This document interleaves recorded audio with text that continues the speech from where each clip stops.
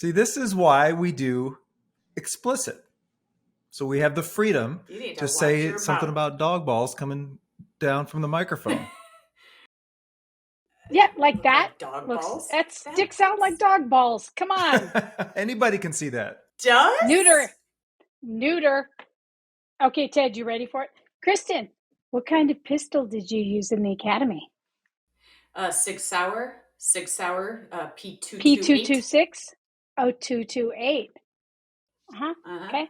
So Wait, let me practice. that's a big thing, Ted. Okay. Are you hearing that? Oh, that was preview. That was preview. I don't have her. Nope, you don't have. Hold on. I was doing this stupid thing again. So it says Sylvia's internet is weak. There you go. All this gun talk, I can't picture what you're talking about. I gotta say, you gotta be a little careful with the siren. Okay. So for people like Kristen and I, it's almost like foreplay, maybe. Well, I'll do it and get out. For you old married. I'll do it. I'll drop for the you camera. Old married people, it's like. And then you guys do whatever has to happen. You next. ready? What kind of foreplay includes sirens? Now, maybe if you would have had like handcuffs, but I want to know what kind of foreplay involves sirens. The Hollow Bunny. And we all feel hollow sometimes. Greetings and salutations, as the fine Kristen Zeman says. I'm Sylvia Moyer, and that's my co-host, Kristen Zeman. Welcome to the Hollow Bunny Podcast. Hi, everybody. The Hollow Bunny Podcast, where we give you little bites, little chunks of leadership, sometimes that lack substance, sometimes that don't. So today, we do not have a guest. You are going to listen to Syl and I just dish about a topic that is very important to both of us. As some of you know who've listened to the podcast, we've been in policing for over 30 years, both of us individually.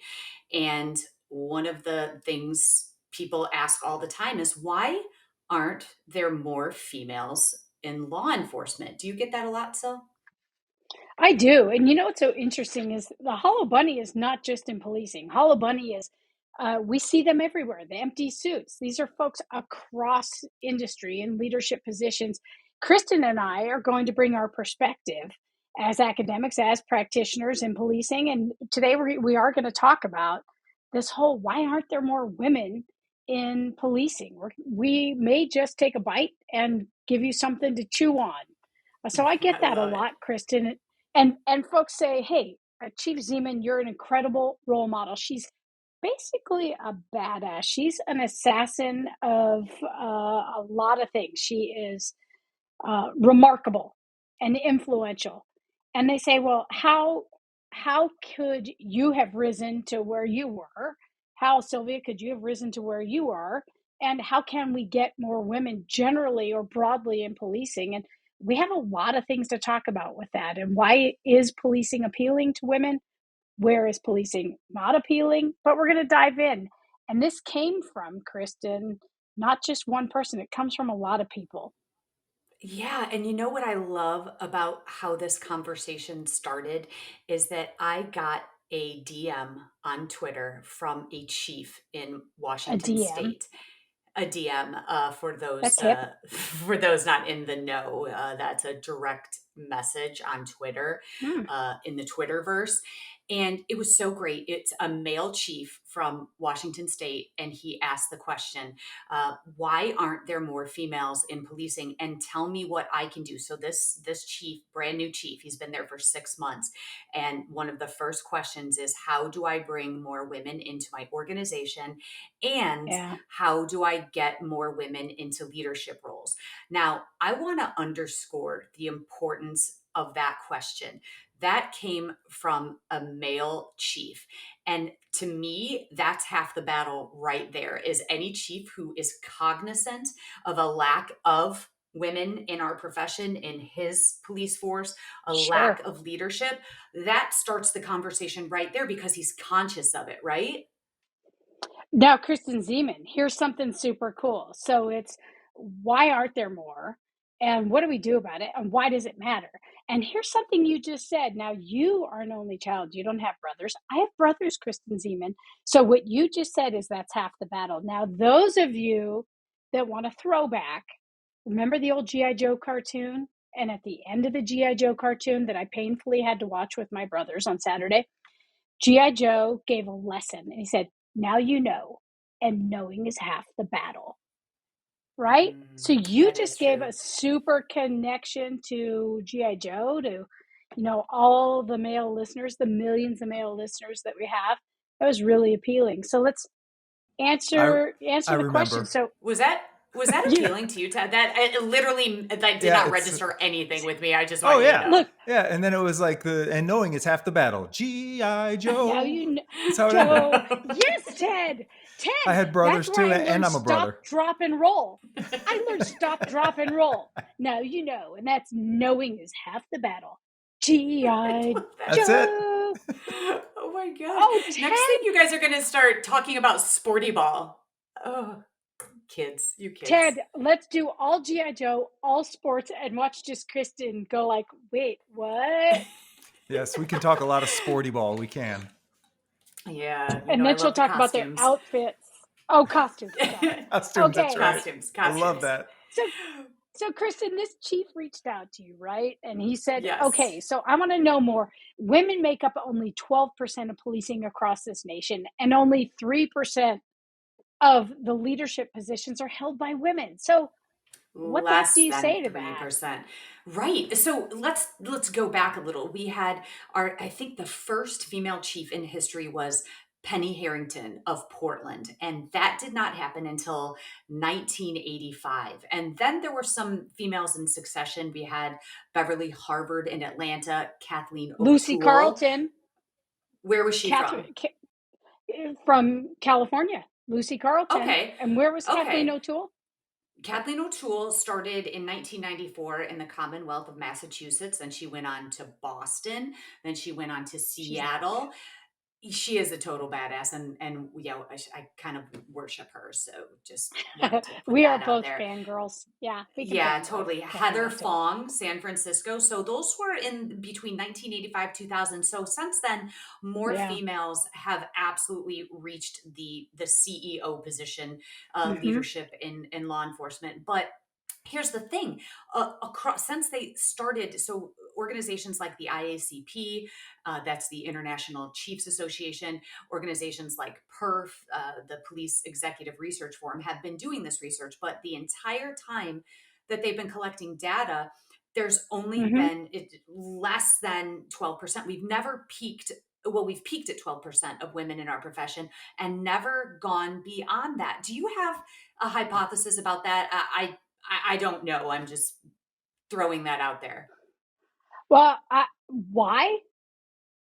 Perhaps because it's still a masculine oriented field, that the stories we tell don't resonate with women.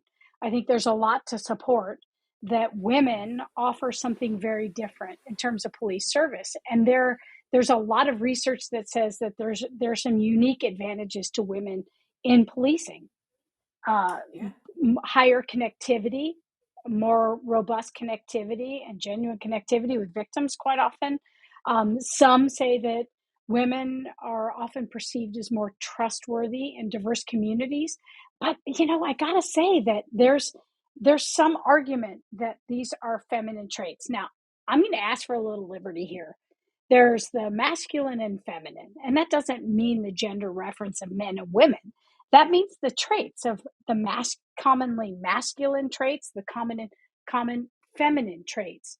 The Athena Doctrine was an incredible book that talked about the behaviors of leaders and what society and what workers want in terms of their leaders. And they asked for those traits to be chronicled.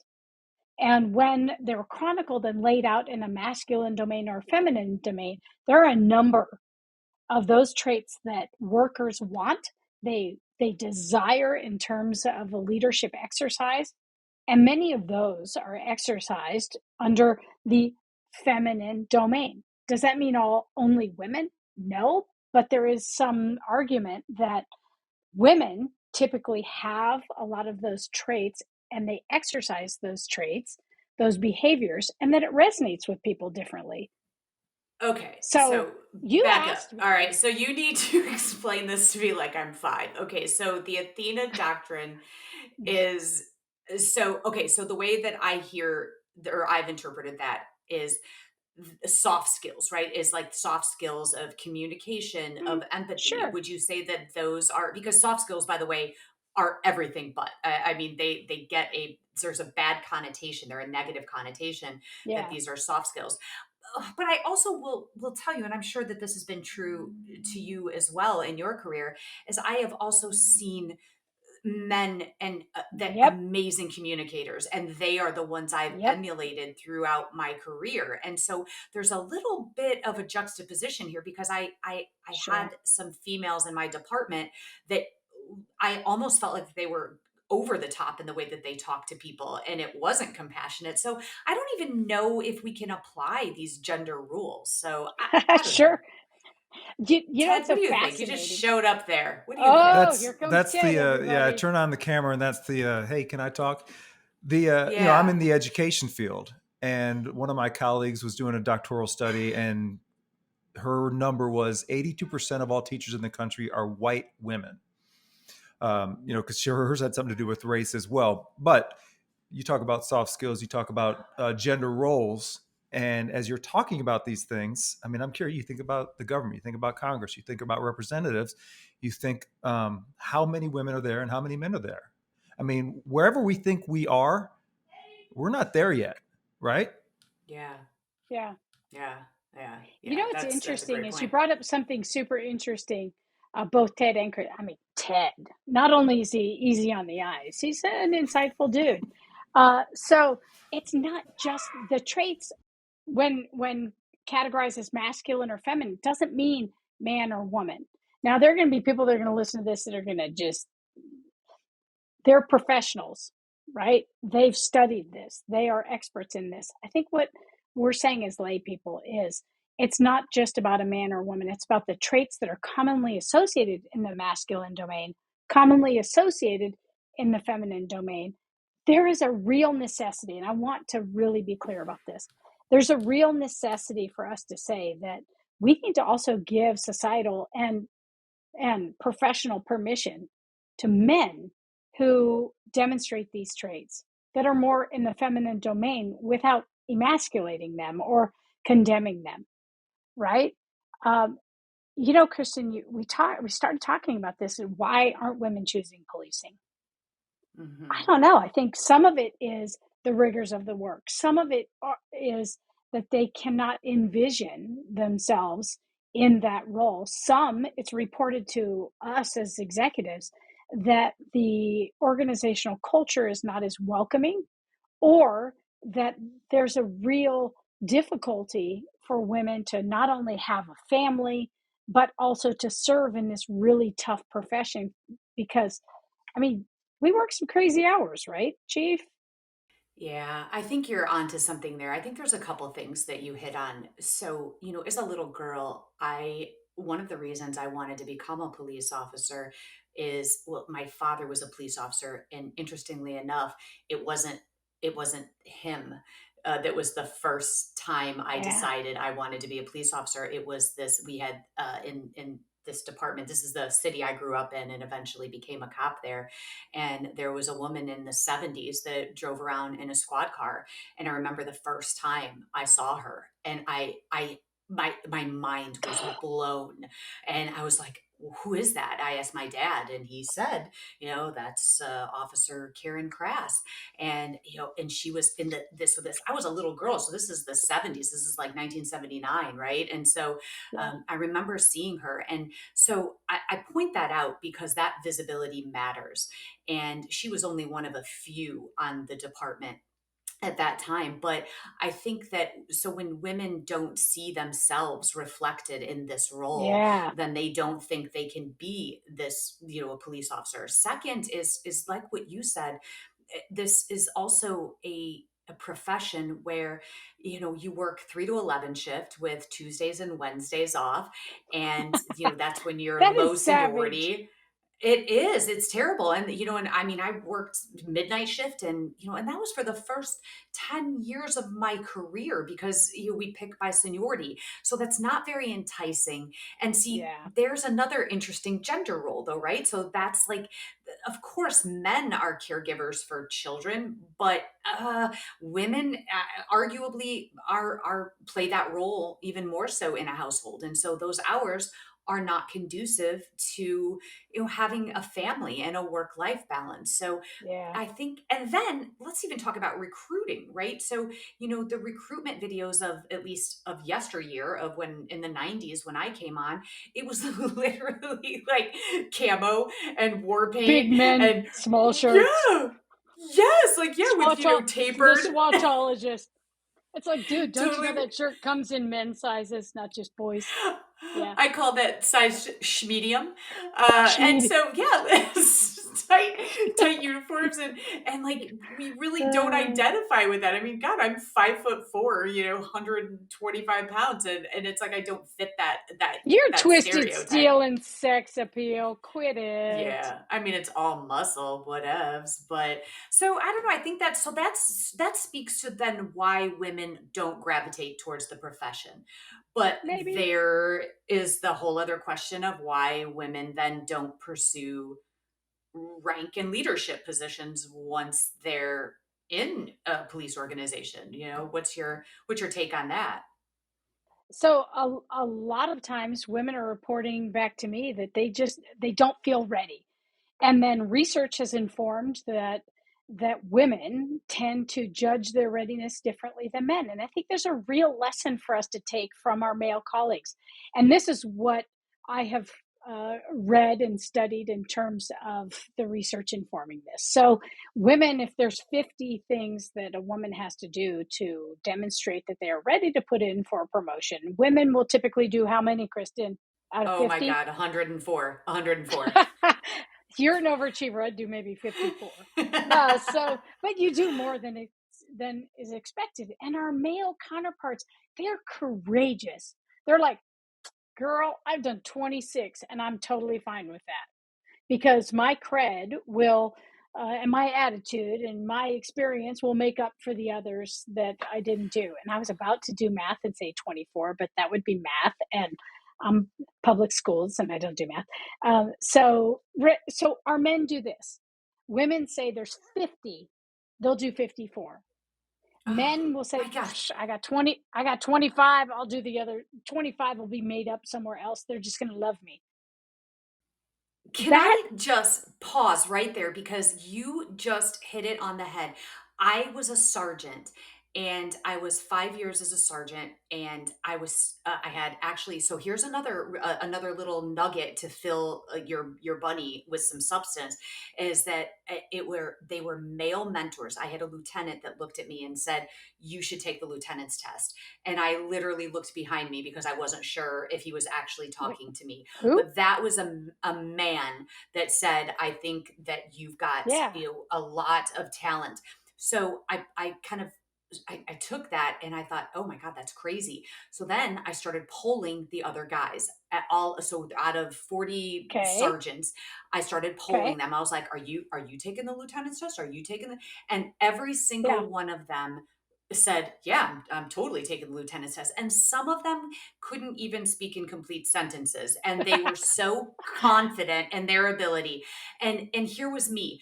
Oh man, okay, I just finished my master's degree. Now I need to go to the FBI Academy. I need to, apply for the Girl. Harvard, 3-week program. I mean, I was when I tell you 104 check boxes, I am not even kidding.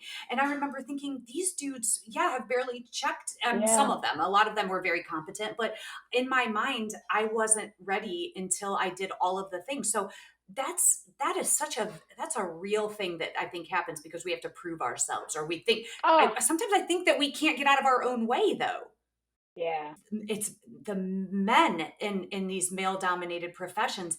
They are the gatekeepers and they are the ones who can change everything. And so it's these progressive minded, compassionate men that understand diversity of thought.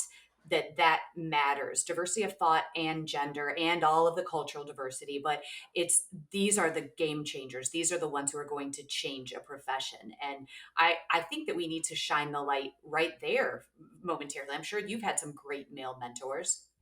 No doubt. We need mentors in our organizations and outside of our organizations, men, women, different inputs, right? So there's a couple things there that are super interesting that you said. Big leadership lesson: put in for the promotion, do the hard work, demonstrate your value, contribute. Do not get stuck by saying, well, there's 50 things and I've only done 49. Come on, let's learn something from our male brethren, that we have a lot to contribute. Let's also recognize that for a lot of us, we approach things differently. It's not good or bad, it's just different. We invite different people to the table. Remember when we talked about this, Kristen, about save a seat for a sister? I uh, I believe we bring a leaf. You know, my mama had the leaf. You know, we kept it in the closet in the nice little wrapping, and then on holidays we'd open the table and put in the leaf. Put a leaf in. Bring more people to the table, and some of that is inviting different actors to the table, different people to the table. What we're not talking about is we're not talking about the incredible professional staff, right? That really lift up an organization.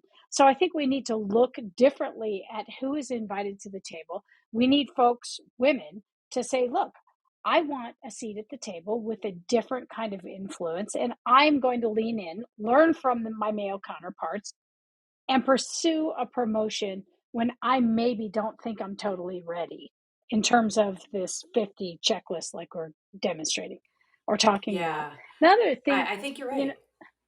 yeah, and you know what, Kristen, you're right about mentors. There's also a real leadership opportunity to say, get diverse assignments, seek diverse assignments. Most people that find themselves worthy of promotion have demonstrated a broad understanding of policing. What do you think about that piece? Oh, I love that. And I think there's an important piece here to fill the bunny, and that you are responsible for your own career. And Hell yeah. I can't tell you how many times I put in for, let's say, conferences or classes to better myself, and they were denied. And a great example of this was I was a brand new sergeant, and I put in to attend the National Association of Women Law Enforcement Executives Conference, NALI. And I was Okay. denied because as a sergeant, they didn't consider me an executive. And then funny, you're going to love this. One of my fellow sergeants said, so what do you guys do at a female conference? Do you guys have pillow fights? No joke. That was actually stated in the Dude, we office. need to do And that. Why don't we have I pillow didn't fights? don't pretend But like we don't, Sylvia Moyer. Don't even pretend. That's exactly what we do. We freeze each other's bras and we have pillow fights. But oh anyway, my, so I was denied to go to that conference. And yeah. so what I did is I applied for a scholarship and through the conference through Nolly, and I was granted that scholarship. So it's like, when people say no, say thank you very much, and then go around the roadblock and figure out a way to get it done. There were several training classes that I put in for Mm, and flip the bill myself. So because I yep. wanted to build my resume. And again, I don't know, there's a part of me that wonders if I did that to myself, and because no one told me to do all that, but I just felt like I had to check all those boxes. But I Yeah. don't know, I think that maybe that's just an individual thing, and that Yeah, I'm crazy and ambitious to a fault. Maybe, I don't know. it's not a fault. It certainly did. Come on, Kristen. And here's the thing: is my path was similar. That I put myself through a lot of classes because I wanted to be really good at the stuff nobody else wanted to do. Who wants to take a Mhm. collision? Nobody. Who wants to? Not many cops. So I really wanted to be good at that. I really wanted to be good at things that other people didn't want to do. I accepted assignments that other folks didn't think were cool. I could tell you, what did somebody say? You know what? If you're going to eat shit, don't nibble. Just take a big old Mhm. bite, eat it, and move on. right? And Totally. so Yeah. you seek I sought the assignments that other people didn't want, and they changed the trajectory of my career. It was Mm, really, really interesting. And equally, getting promoted, and I got to select where I was going to work. Did you guys do this where in Aurora, where the chief said, "Okay, I'm promoting you to sergeant. Here are the spots that are available. Where do mm, you want to go?" Well, when they no. did that to me, I said, "I want to go to graveyard patrol." And they said, "Wait a Uh-huh. minute, what?" You could go to all these other places in strategic planning, in planning and fiscal, in these other kind of hiring and recruiting jobs. I chose graveyard patrol because I wanted to earn my chops. I wanted to Mm, go out with the men and women on graveyard patrol where I had to really understand leadership and service and safeguarding people in a different way. And I have to say, I chose it because I didn't want to be a woman working an assignment that was anything different than the men would work. Now, I'm no not sure the kidding. message that sends. What do you think? What do you think about that? Was I an idiot? So no, that's interesting. No, I love that because that's a great challenge. I had a very different path, so almost the opposite of yours. So I went kicking and screaming to assignments because I was placed there. But I think there's also another leadership lesson here, in that as a patrol officer, I was actually plucked from a place that I did choose, which was community oriented policing.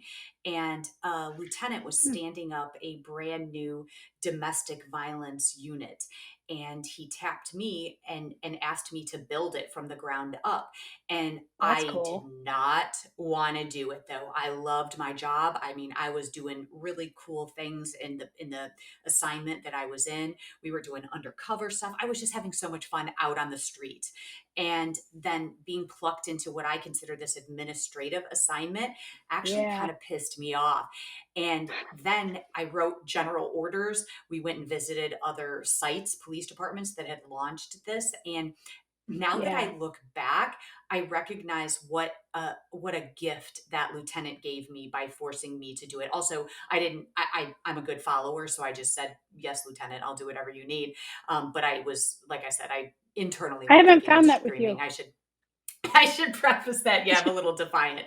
But when I look back, I Well, think he prepared me for that admin, the piece that now, as I moved up through the ranks, what a gift. I wrote policy, developed a unit.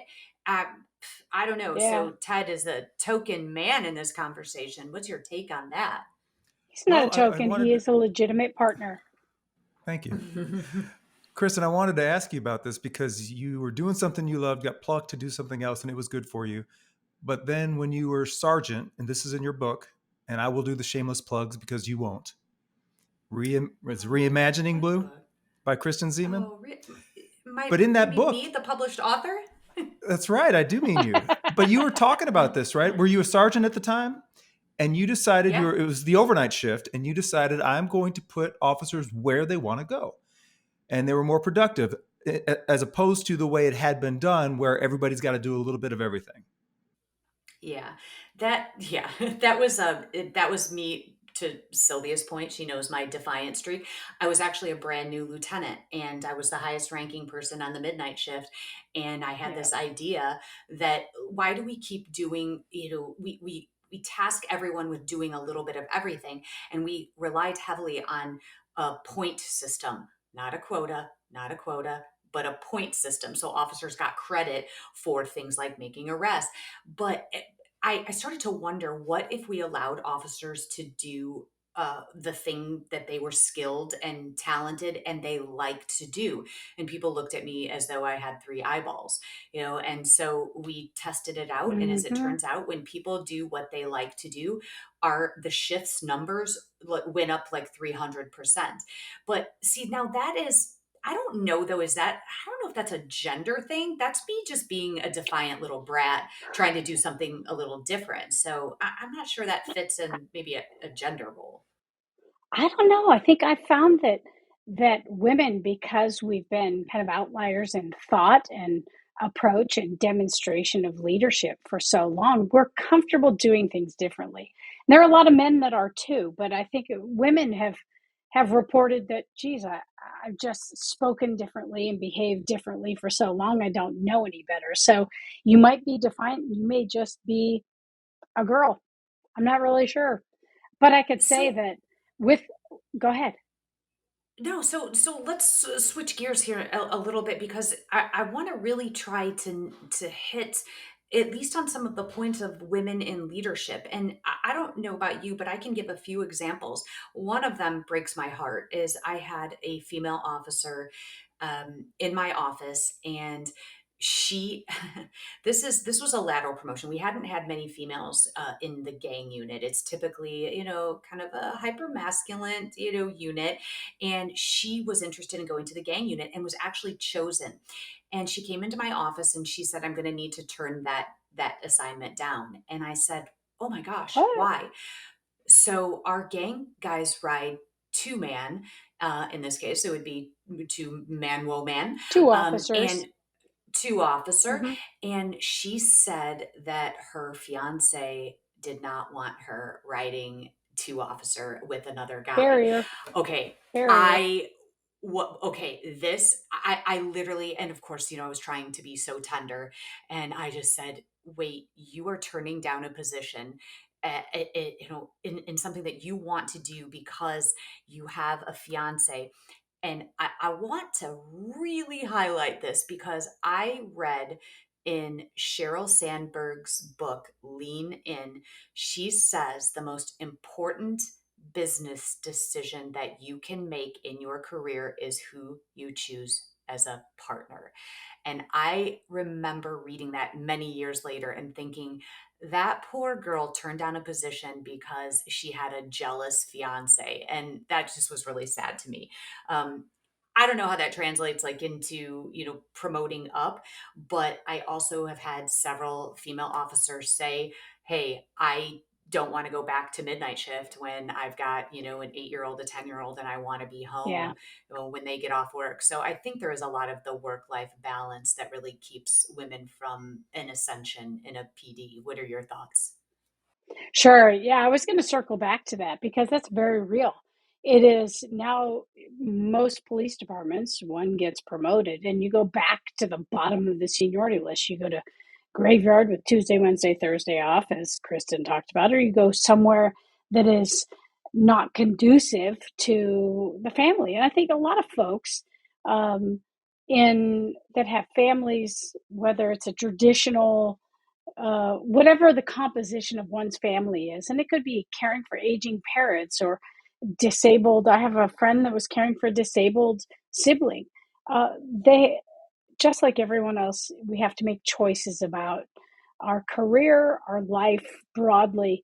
And a lot of women report that they have just achieved a position where they have more control over their schedule, and that it's a barrier to go to the bottom of a seniority list. I think it's a profound opportunity for you and I to speak to this, to just kind of put little, I don't know, nuts or little bites into the bunny.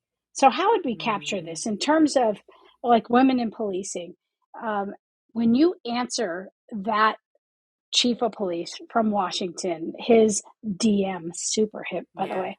We know Hmm. that women have been reported to have higher outcomes in terms of trust in diverse communities. Women in policing have been demonstrated to use less force, less claims of excessive force, and some of the other things that really do erode trust and trustworthiness in police and Hmm. community relations.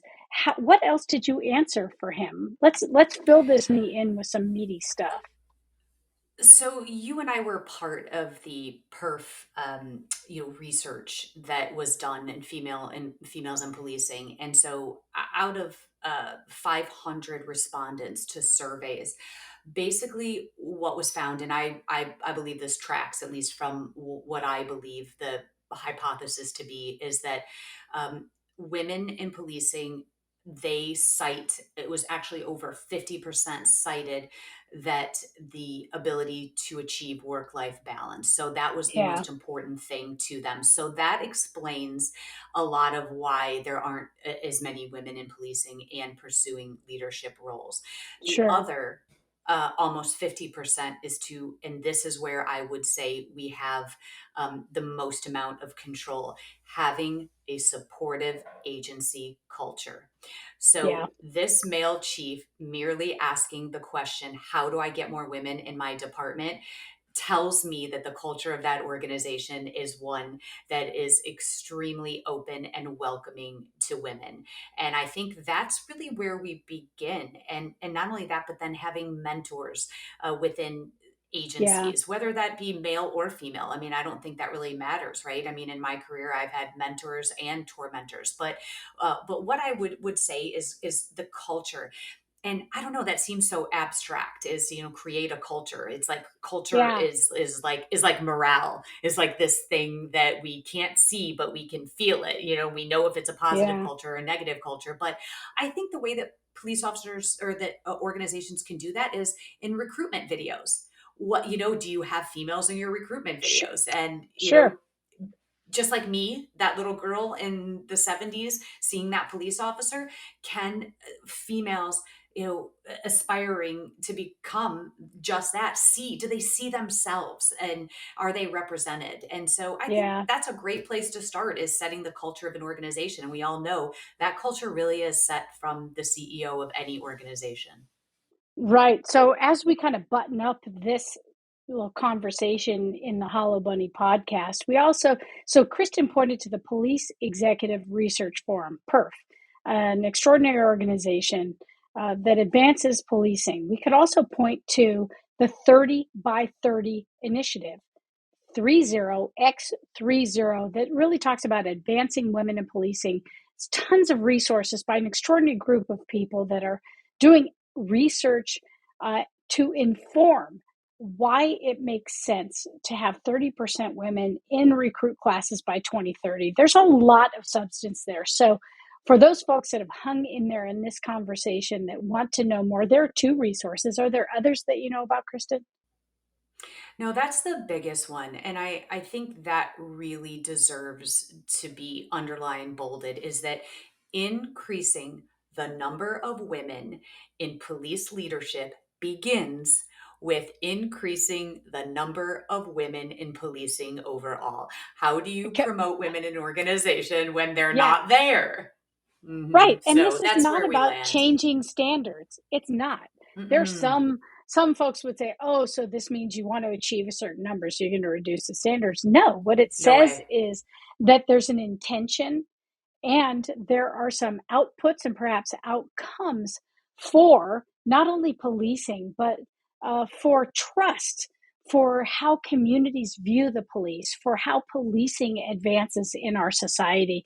In this time that we're really being called to examine policing and be fair and impartial, giving voice, being transparent under this procedural justice, a number of initiatives and increasing trust, maybe it's one of the many answers. So it's really speaking to this question of why does it make sense to advance women in policing, and what might it mean for women, for the profession of policing, and for society broadly about how the police and communities interact. I don't think it's a small endeavor. It definitely challenges executives across the policing function to examine why.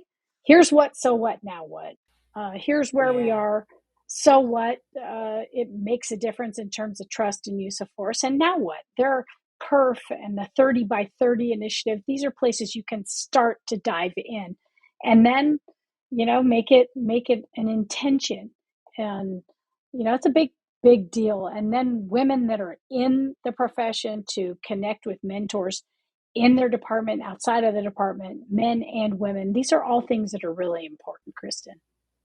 Absolutely. And I just want to give a shout out to all the great male mentors that I've had throughout my career, because there is no doubt that, I wouldn't be where I am without them. And I think that as it bears repeating, in a male dominated Yep. profession, it is these Name them. fine men that have, Yeah. well, gosh, we need like another hour podcast, but I had a Right. great captain named Michael Neela, a lieutenant, Doug Needham, another lieutenant, Larry Skaggs. I have had and then my Okay. former chief, Greg Thomas. So there's four that have been Yeah. tremendous in my career, Hey, that have Steve helped me Segura. elevate. Yeah. Steve Segura, my deputy chief, who put me in places that I didn't want to go, but they were right for me. Scott Seaman and Chris Boyd, two police chiefs that not only aided me, but really gave me a clear line of sight between where I was and where they saw me going. Kind of like that lieutenant who said, that person said, you need to be a lieutenant, Kristen Zeman. I mean, there are a lot of Mm. people that have lifted us up Yeah, and showed advanced us the way and kicked advanced us in law the butt. enforcement. Yeah, Yeah. for sure. So honestly, I think that's the takeaway, is that, the culture, and this transcends policing as well, right? Is that we should want diversity of thought when because we are different. Let's be honest. I mean, we're women. We do think differently sometimes, and I think that's great as you bring in different cultures, different backgrounds, different ethnicity, different sexual orientation. I mean, just Yep. all of the things, and that leads to what I Yeah. think is the most important diversity, and that's diversity of thought. And that is what elevates an organization. So I think that our communities need to be reflective. Our police Yeah. departments need to be reflective of our community, and that's how we build trust. And I think that fills that hollow bunny. Right. Chad Casmer, he's the police chief in Tucson, was recently saying, I was a fine arts major. What does a fine arts major do in policing? And how does a fine arts major become a chief? And I think makes total sense. Just that thinking, the appreciation, the way he behaves, his values are on full display for everybody. He's a remarkable guy. So Yeah. sure, the diversity of thought and approach is really, really important. The core is that the men and women who choose policing want to safeguard people and insert humanity. That's the call, right? So, what do you think, Absolutely. Kristen? This is a big, big conversation between you and I. What do you think about the Hollow Bunny that's been on full view for everybody? Yeah, I think we filled that hollow bunny, and I think we put a nice little foil costume on him, a bow tie, and Okay. I would just say, hey, listen, if you are the hollow bunny, stop it. Don't be a hollow bunny. So you need some substance, and so you got a couple ideas on how to do that. So I think that's how we wrap it up. And you know what? I will say that that's it for this episode of the Hollow Bunny Leadership Podcast, and if you like what we Yep. do, rate and review us on Apple Podcasts or wherever you get your podcasts. It makes a big difference in helping people find the show. And your hosts are myself, Kristen Zeman, and the beautiful Sylvia Moyer. And our executive producer is Ted Madden. And now I leave you with a song written by my son, Jake Zeman, and his very talented friends. They created the theme song for the Hollow Bunny podcast, and I give you them. Bye, everybody.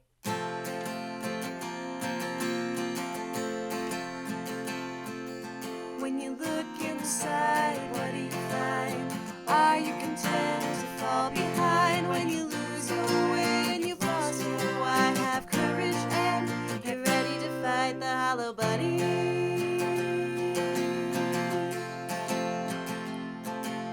When the way ahead is covered in smoke and you're tired and you're scared and you're losing hope, you'll open your heart and your eyes and see a challenge and a question. Why not me?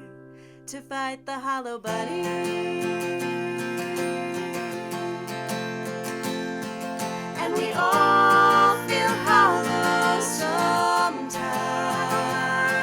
but the monsters are only in your mind. It's a tough pill to swallow, but if you're brave and kind, you'll be alright. If you fight the hollow bunny.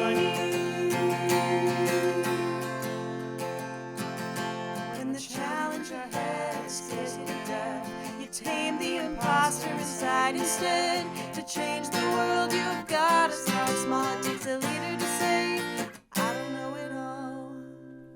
And I know I'm gonna fall, but I'll pick it up and come back stronger. Failing forward and moving onward, doing the hard thing and the right thing, forever fighting the hollow bunny.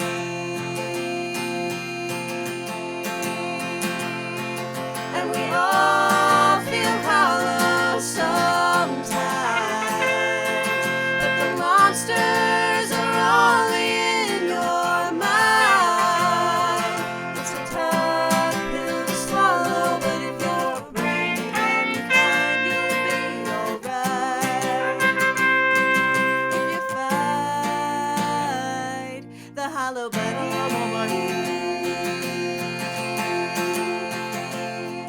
If you're tough on the outside but empty within, something's gonna crack, you've gotta start again. And we you're tough on the outside but empty within, something's gonna crack, you've gotta start again. The hollow bunny.